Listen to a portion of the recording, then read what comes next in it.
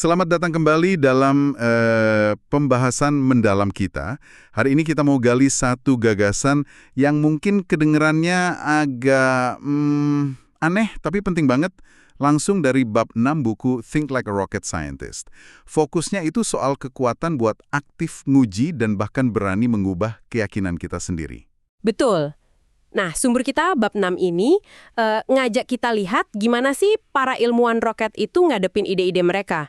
Bukan buat ngebuktiin mereka benar dari awal, tapi justru sebaliknya. Mereka itu secara sistematis nyari di mana kemungkinan salahnya pemikiran mereka. Oke, jadi misi kita kali ini ya buat ngebekali Anda dengan perangkat berpikir kritis yang terinspirasi dari cara ini. Tujuannya biar Anda bisa nguji asumsi Anda, hindarin kesalahan fatal gara-gara keyakinan yang nggak goyah, dan ujung-ujungnya bikin keputusan lebih cerdas lah. Oke, mari kita bongkar ya. Kenapa sih seringkali susah banget buat kita ngelepasin atau sekedar nanya keyakinan kita sendiri? Nah, bab ini langsung ngasih pengingat keras nih, yaitu cerita tragis wahana Mars Climate Orbiter tahun 99. Itu investasi $193 juta, hancur jadi debu aja gitu. Penyebab langsungnya kedengeran sepele, tapi fatal. Kesalahan navigasi mendasar yang nggak ketahuan sampai akhir. Oh ya, saya ingat itu. Banyak yang ngomongin soal salah konversi unit kan? Antara metrik sama imperial gitu ya. Sesuatu yang kayaknya dasar banget. Kok bisa ya kejadian di proyek semahal itu? Persis. Tapi sumber kita ini nekenin, kesalahan unit itu cuma gejalanya aja. Masalahnya tuh jauh lebih dalam, sistemik. Akarnya itu di kegagalan komunikasi antar tim, prosedur cek yang kurang, dan yang paling nyambung sama bahasan kita ini, bias konfirmasi. Itu loh kecenderungan alami kita buat nyari, menafsirkan, dan nginget info yang cocok sama keyakinan kita. Sambil ya gitu tanpa sadar ngabaikan bukti yang berlawanan. Jadi, bukan cuma nggak lihat, tapi secara aktif mengabaikan. Tim navigasinya itu beneran udah lihat ada data aneh soal lintasan, tapi mereka pilih nggak peduli. Gitu. Tepat sekali. Mereka itu dapat data anomali, jelas banget nunjukin wahananya melenceng jauh dari jalur seharusnya. Data itu nggak sesuai harapan mereka, nggak cocok sama model yang mereka yakini benar. Nah, alih-alih langsung ngasih alarm atau investigasi serius kenapa datanya aneh, mereka malah kejebak asumsi sendiri. Wah, ini mereka nganggap datanya pasti salah. Mungkin gangguan sesaat, atau ya antar juga benar sendirilah. Mereka lebih nyaman pegang cerita yang pengen mereka percaya, misi lancar sesuai rencana, daripada ngadepin kenyataan pahit dari data itu. Wah, ini bener-bener nunjukin bahayanya ya. Kesalahannya sendiri mungkin bisa dibenerin kalau ketahuan cepet, tapi keyakinan buta semua oke itu malah nutup pintu buat perbaikan. Itu dia poin krusialnya.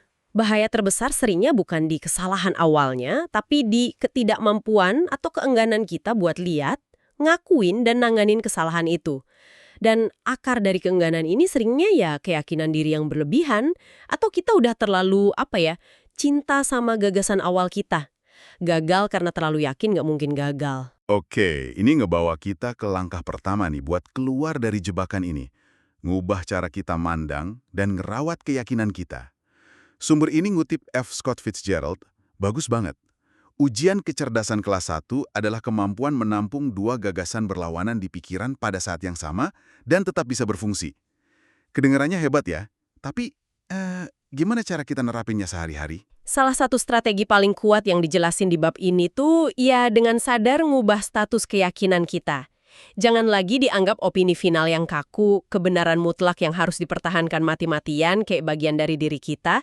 Sebaliknya, coba deh lihat setiap keyakinan Anda itu sebagai hipotesis kerja. Hipotesis kerja? Iya, anggap aja teori sementara, dugaan terbaik saat ini, yang emang butuh dan bahkan minta diuji terus-menerus. Jadi tiap postulat awal gitu ya dalam eksperimen.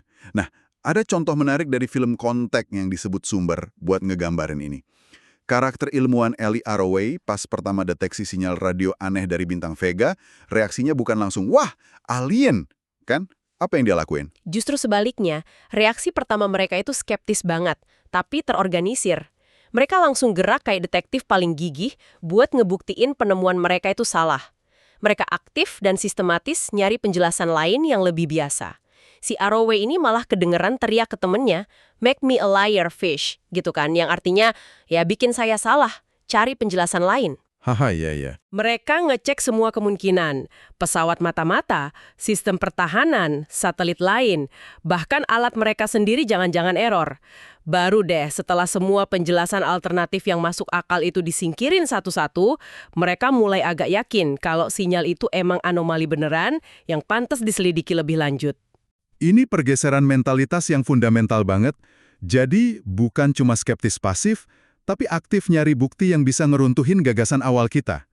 Tujuannya bukan lagi biar kita yang benar atau menang debat demi ego, tapi buat nemuin apa yang benar, meskipun kebenaran itu beda dari yang kita harapkan. Dan disinilah konsep falsifikasi atau upaya penyanggahan jadi jantungnya metode ilmiah yang relevan banget buat kita terapin sehari-hari. Ilmu pengetahuan itu majunya bukan dengan ngebuktiin teori benar selamanya, itu hampir nggak mungkin. Justru kemajuan itu lewat proses keras. Ilmuwan lain nyoba sekuat tenaga dengan berbagai cara buat ngebuktiin teori itu salah. Jadi diuji terus ya? Iya. Kalau teori itu bisa bertahan dari berbagai upaya serius buat nyanggah, baru deh tingkat kepercayaan ke teori itu naik. Kekuatannya di situ, di kemampuannya nahan serangan. Nah, sumber ngasih ilustrasi bagus soal bias konfirmasi lawan falsifikasi ini lewat studi psikologi klasik permainan angka 246 oleh Peter Watson. Bisa dijelasin dikit nggak eksperimennya gimana? Tentu. Jadi gini, di studi ini peserta dikasih urutan angka awal 246, dibilangin kalau urutan ini ngikutin aturan tertentu. Tugas mereka nemuin aturannya, caranya dengan ngusulin urutan angka lain, terus dikasih tahu sama peneliti urutan baru itu sesuai aturan atau enggak. Aturan sebenarnya simpel banget, angka apa aja yang urutannya naik. Oh, sesimpel itu? Kayak 1, 2, 3 atau 5, 10, 15 gitu? Iya betul, 78, 100 juga masuk. Tapi kebanyakan orang nggak nemuin aturannya dengan gampang. Nah, itu dia. Kenapa? Karena mayoritas kejebak bias konfirmasi. Lihat 246, langsung bikin hipotesis spesifik. Misalnya aturannya angka genap naik 2. Terus buat nguji ini, mereka cuma ngasih contoh yang cocok sama hipotesis mereka itu. Kayak 8, 10, 12 gitu. Iya, atau 20, 22, 24. Penelitinya kan jawab iya sesuai aturan. Nah, ini malah bikin mereka makin yakin sama hipotesis awal mereka. Padahal hipotesisnya itu terlalu sempit, bukan aturan sebenarnya. Mereka nggak pernah nyoba ngasih contoh yang bisa nyanggah hipotesis naik 2 itu. Jadi peserta yang berhasil itu yang mikirnya beda ya, yang nyoba matahin teorinya sendiri. Persis, peserta yang berhasil nemuin aturan angka naik itu, ya mereka yang sadar atau nggak sadar pakai strategi falsifikasi. Kalau mereka mikir aturannya naik 2, mereka aktif nyoba contoh yang bertentangan sama hipotesis spesifik itu, tapi mungkin masih cocok sama aturan umumnya. Contohnya gimana tuh? Misalnya, nyoba 135 masih naik tapi ganjil. Atau 2410 naik tapi nggak konsisten naik 2. Atau bahkan nyoba contoh yang jelas salah kayak 321 buat lihat batasnya di mana. Dengan nyoba nyanggah idenya sendiri, mereka dapat info yang jauh lebih kaya dan lebih cepat sadar kalau aturan sebenarnya jauh lebih simpel dan luas. Pelajaran utamanya jelas banget ya. Sengaja dan aktif nyari data, argumen atau contoh yang bisa nyanggah atau bertentangan sama keyakinan Anda sekarang. Itu ternyata jauh lebih efektif buat nemuin kebenaran daripada cuma ngumpulin bukti pendukung terus. Berarti kita harus jadi ilmuwan buat ide kita sendiri ya. Nyoba ngeruntuhin terus biar kelihatan kokoh nggak fondasinya. Tentu aja. Kita harus akui ya, nyoba nyanggah iri sendiri itu secara psikologis nggak gampang. Naluri kita kan pengen ngelindungin ego, pengen kelihatan konsisten, pengen hindarin rasa nggak nyaman pas keyakinan kita ditantang. Terus gimana dong caranya kita bisa praktikin falsifikasi ini lebih efektif di dunia nyata, ngingat ada hambatan psikologis tadi? Salah satu strategi kuat yang disorot sumber itu ya sengaja nyari lawan berpikir, atau sering disebut devil's advocate. Ini bukan nyari musuh ya, tapi nyari orang atau cara yang bisa nantang pemikiran kita secara cerdas. Sumber nyorot hubungan keren antara Niels Bohr dan Albert Einstein. Ya, ini contoh kolaborasi kompetitif yang luar biasa dalam sejarah sains. Einstein, meskipun salah satu pencetus awal teori kuantum, nggak pernah bisa nerima sepenuhnya beberapa konsekuensi filosofisnya yang agak aneh gitu ya. Di konferensi Solvay yang terkenal itu, tiap pagi Einstein datang bawa eksperimen pemikiran baru yang pinter banget. Eksperimen ini sengaja dirancang buat nunjukin ada yang nggak logis atau aneh di teori kuantum versi Bohr. Wah, diserang tiap pagi sama Einstein. Terus Bohr gimana reaksinya? Ngerasa terancam, kesel, atau malah jadi defensif gitu. Justru sebaliknya, ini yang bikin dinamika mereka keren banget. Bohr itu kabarnya malah seneng ditantang Einstein. Dia bakal mikir seharian, diskusi sama temen-temennya kayak Heisenberg, Pauli, buat nganalisis eksperimen pikiran Einstein, nyari celah di argumennya, atau nunjukin gimana teori kuantum tetap bisa ngejelasin itu. Biasanya, pas makan malam atau besok paginya, Bohr udah punya jawaban kenapa tantangan Einstein itu ya nggak berhasil ngeruntuhin teori kuantum. Jadi Bohr nggak ngelihat Einstein sebagai musuh teorinya gitu. Sama sekali nggak. Bohr malah sangat menghargai kepajaman Einstein dan tantangan terus-menerus. Itu. Dia ngaku kalau serangan-serangan ini maksa dia dan timnya buat mempertajam argumen, ngejelasin konsep-konsep kunci, dan ujung-ujungnya bikin teori kuantum jadi lebih kuat, lebih koheren, lebih tahan uji. Tantangan itu bukan ancaman, tapi kayak kontrol kualitas tingkat tinggi gitu. Ini nunjukin banget ya, nilai dari debat intelektual yang sehat. Dan adanya sudut pandang beda, bahkan yang nantang. Kita butuh semacam Bohr buat Einstein kita. Atau sebaliknya orang atau mekanisme yang bisa jujur nunjukin kelemahan argumen kita, ngebuka asumsi tersembunyi, dan maksa kita mikir lebih dalam. Tapi ya, di era digital sama medsos sekarang, ada tantangan gede buat nemuin atau bahkan mau terlibat sama lawan berpikir yang beneran. Kita gampang banget kejebak di apa yang disebut ruang gema atau echo chamber online. Algoritma platform kan nyajiin konten yang sesuai selera kita, dan kita juga cenderung follow orang atau sumber berita yang sependapat. Akibatnya, bias konfirmasi kita bukan cuma nggak ditantang, tapi malah makin kuat. Kita jadi makin yakin sama pendapat sendiri karena lihat pandangan serupa terus dipantulin ke kita. Kayaknya semua setuju gitu. Kita malah mungkin mulai nganggep pandangan lawan itu nggak masuk akal, aneh, atau niatnya jelek. Tepat.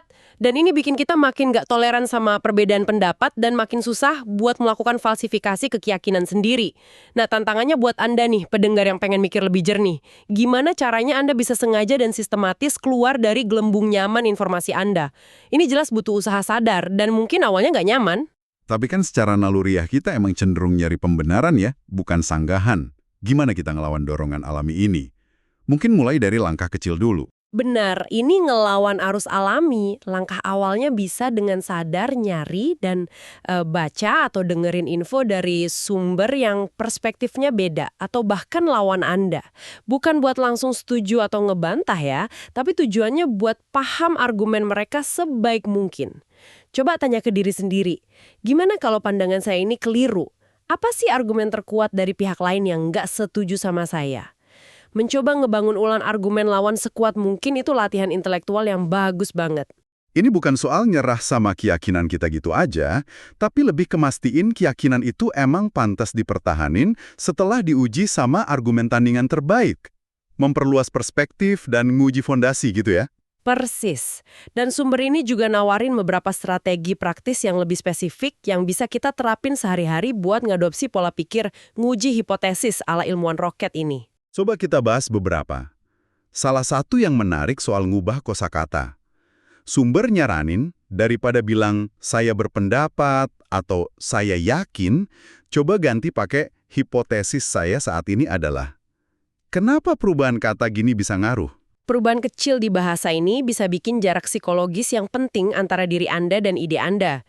Kalau Anda bilang opini atau keyakinan, rasanya lebih personal, nyatu sama identitas. Kalau digugat, rasanya kayak diri sendiri yang digugat. Tapi kalau disebut hipotesis, secara nggak langsung Anda ngakuin kalau itu cuma usulan sementara, yang terbuka buat diuji, direvisi, atau bahkan ditolak kalau ada bukti. Jadi lebih gampang dievaluasi objektif tanpa ngerasa diserang secara pribadi. Strategi lain yang disebut itu aktif nanya ke diri sendiri dan orang lain. Apa yang saya lewatkan? Apa yang nggak kita lihat di sini ya? Ini ngingetin soal blind spot pas nyetir yang juga dibahas di buku ini ya? Betul, kita sering terlalu fokus sama info yang ada yang kelihatan jelas di depan mata. Tapi seringnya, risiko terbesar atau peluang terbaik malah sembunyi di area yang nggak kita perhatiin, di asumsi yang nggak kita tanya, di data yang nggak kita kumpulin. Dengan sering nanya apa yang mungkin kelewat, kita maksa diri buat nyari unknown unknowns, hal-hal yang kita nggak tahu kalau kita nggak tahu. Ini dorong cari info lebih luas dan periksa asumsi lebih kritis. Ada juga trik psikologis yang cerdik nih. Pura-pura aja ide, rencana, atau argumen yang lagi Anda pikirin itu bukan punya Anda, tapi punya orang lain, mungkin kolega atau bahkan saingan.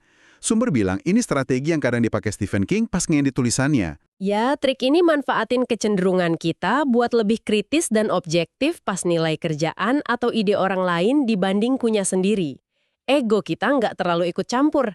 Jadi, dengan ngebayangin proposal bisnis atau argumen Anda itu datang dari orang lain, Anda mungkin bisa lihat kelemahan, kurangnya logika, atau potensi masalahnya lebih jernih. Kayak cara buat nipu bias kepemilikan kita sendirilah. Dan terakhir, kalau kerja dalam tim, sumber sangat nyaranin buat secara formal nunjuk seseorang jadi devil's advocate buat tiap proyek atau keputusan penting. Benar, peran ini harus jelas. Tugas spesifik orang ini bukan buat ngejatuhin ide asal-asalan, tapi buat sengaja dan sistematis nyari semua kemungkinan kelemahan, resiko, celah logika, atau skenario buruk dalam rencana tim. Penting buat nekenin, peran ini harus dijalanin objektif dan dihargai tim, bukan dianggap pengganggu.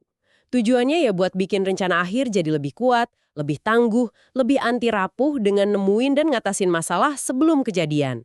Dan orang yang main peran ini, atau kita sendiri pas nyoba pahamin argumen lawan, harus hati-hati biar nggak jatuh ke strawman fallacy. Penting banget. Strawman fallacy itu kesalahan logika di mana kita nyederhanain, muter balikin, atau bikin karikatur argumen lawan biar gampang diserang. Ini mungkin bikin kita ngerasa menang debat, tapi nggak bantu kita paham kebenaran atau nguji kekuatan argumen kita sendiri. Devil's advocate yang baik atau siapapun yang mau mikir kritis harus usaha paham dan nampilin argumen tandingan dalam bentuknya yang terkuat dan paling masuk akal. Cuma dengan ngadepin tantangan terbaik, kita bisa benar-benar yakin sama posisi kita atau sadar di mana kita perlu perbaiki.